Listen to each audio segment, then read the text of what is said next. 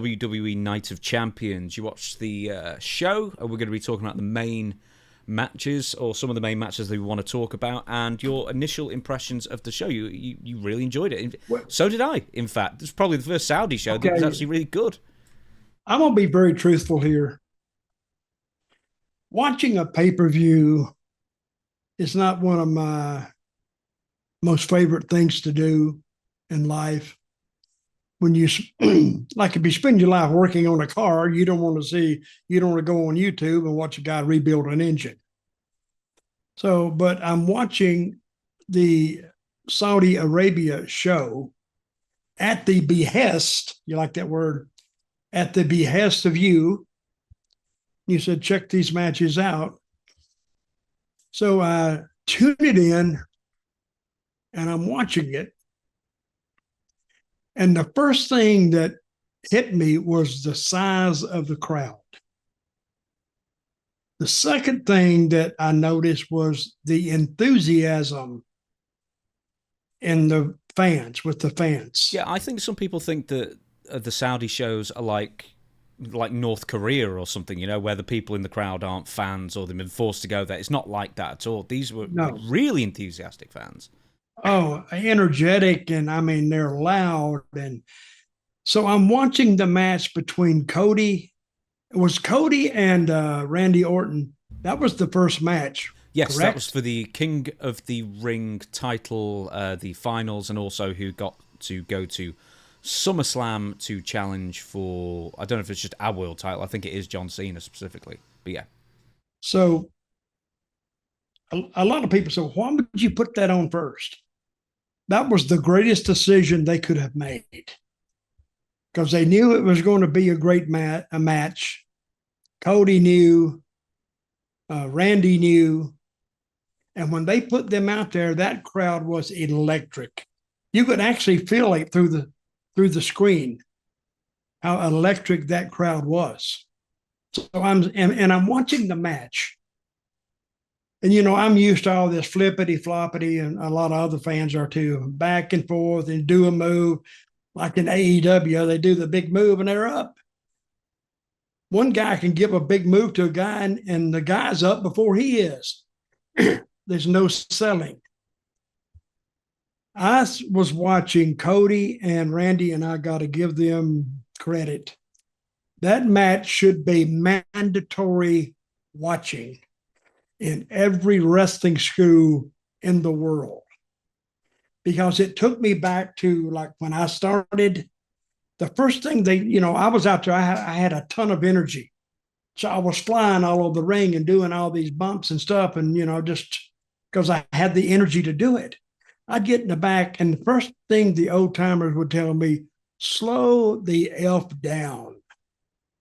Now, back in those days, I thought, well, they want me to slow down so as not to show them up. But no, slow down and sell what's been done to you. And that Randy Orton, I'm watching him. He was just a master.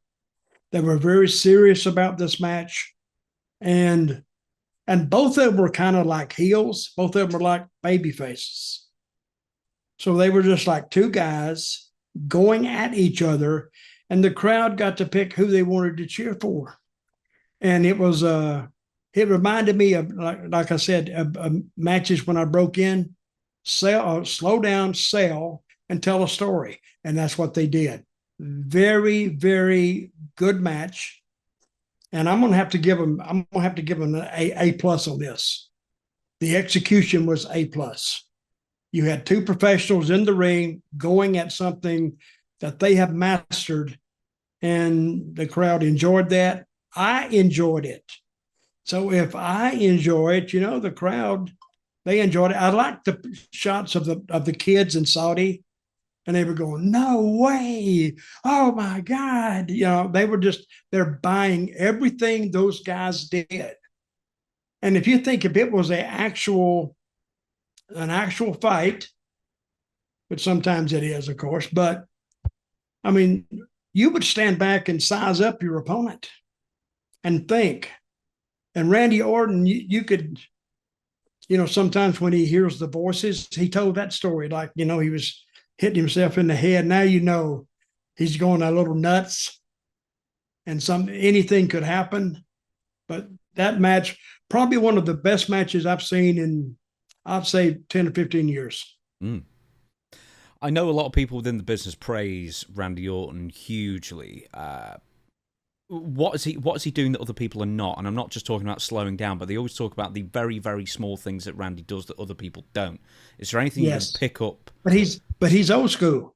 Well, both these guys, Cody he's old school too, because they came from that old school philosophy. Well, they're second, third generation as well, so they're born with it. By their fathers. And so actually, how long has Randy been in the business? 20? More, 25 nearly, I think. Okay, 25. Let's put 10 on that because he was probably watching his dad. His dad was talking to him. So he's probably got 35 years of experience. And how long has Cody been in the business? Mid-2000s, so maybe 20. So, and even more to that, because 10. He was, as a kid, he was going to all the WCW tapings with his father, Dusty. Okay. Who was booking at the add 15 to that. So he's got 35 years of experience. Not necessarily in the ring, but being exposed to the environment and the philosophy of pro wrestling. And that's, I mean, if you can't get the hang of it in 35 years, I'd say, no, you're probably not a good candidate for it. But I'm sure he understood it when he was 10. Randy, the same thing. He understood it when he was a kid. So when you have two teachers like Bob Orton Sr. and Dusty Rhodes, you pretty much well got the best teachers in the business. It's actually Bob Orton Jr. Bob Orton Sr. was the granddad, who was also probably alive and teaching. Oh, Bob Orton, you're all right. Did you ever wrestle Bob Orton Sr.? Or I never did. Well, I did. I fought him in a bar in Texas one time. Did you win? Beat the shit out of him. Did you ever meet Bob Senior?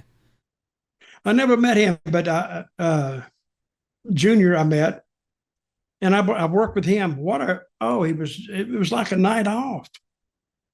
These guys were all the Ortons. They just have wrestling running through their veins, and it's funny. All these guys I met, they were always very nice, very professional, easy to get along with.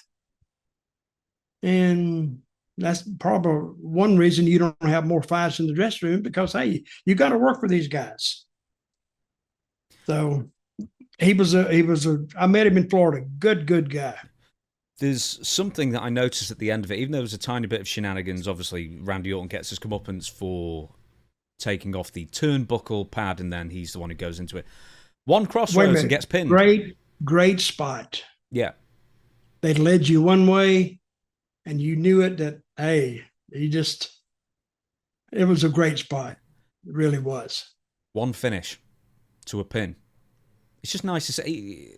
And then, the main event we'll talk about later. I think there's 6 attitude adjustments or something crazy, and a couple of GTSs, and everyone was kicking out of everything. But I just like the days when there was a finisher and then you lost or won, or whatever it was. And there was a lot of times in there they could have finished on the move 1, 2. If you condition those fans too much to kicking out on some of that stuff, I think you take something away from it. But you can't really say for sure, because the match didn't end at that spot on the false finish. But if it had, it'd been a big pop. With Randy and Cody as well. I mean, if you class, all the time they grew up around the business before they got into it, they've got 70, 80 years experience between them. What are those two guys doing that rookies don't do? What are other people in the business missing that they are doing? Can you pick of anything specific, even from a lockup or anything just tiny that people miss? Well, they had a little bit of a story going into it. I don't think that much, but they took their time and they did a lot of facial shots. And so when you do a facial shot of a guy, you're thinking, what's he thinking? And they just didn't rush and do everything just willy-nilly. They took their time, and I think that I don't think it was Cody that made the match, nor was it Orton. You know what made the match? The crowd. The fans.